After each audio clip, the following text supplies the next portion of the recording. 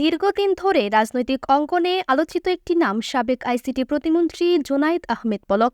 সরকার পতনের পর থেকে তিনি রয়েছেন কারাগারে, তবে তাতে যেন ভেঙে পড়েননি তিনি, বরং কারাগারে নিজেকে মানিয়ে নিয়ে সামনে আসন্ন জাতীয় নির্বাচনে অংশ নেওয়ার ইচ্ছা প্রকাশ করেছেন তিনি।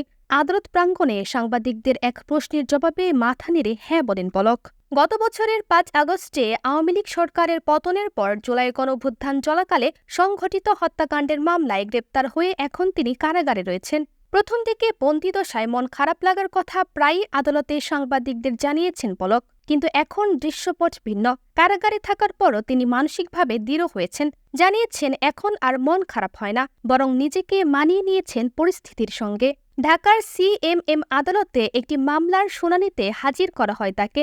সকাল ৯:৩০টার দিকে কারাগার থেকে আনা হয় আদালতের হাজতখানায়। এরপর সকাল ১০টা ৫৫ কঠোর নিরাপত্তার মধ্যে মাথায় হেলমেট, বুকে বুলেট প্রুফ জ্যাকেট পরে তাকে এবং অন্য আসামিদের এজলাসে তোলা হয়। সাংবাদিকদের এক প্রশ্নে পলক বলেন সবকিছুরই শেষ আছে।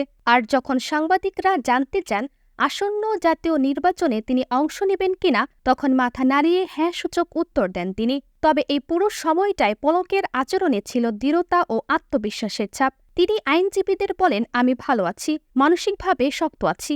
আগে মন খারাপ লাগলেও এখন আর হয় না, নিজেকে মানিয়ে নিয়েছি।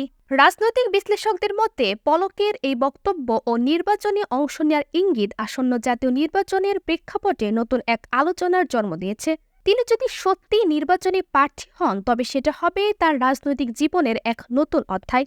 এক সময়ের তরুণ নেতা, ডিজিটাল বাংলাদেশের অন্যতম মুখ জুনাইদ আহমেদ পলক এখন বন্দিদশায় থেকেও রাজনৈতিক মাঠে ফিরতে আগ্রহী। সময় বলে দেবে আসন্ন জাতীয় নির্বাচনে তিনি কতটা কার্যকর ভূমিকা রাখতে পারেন।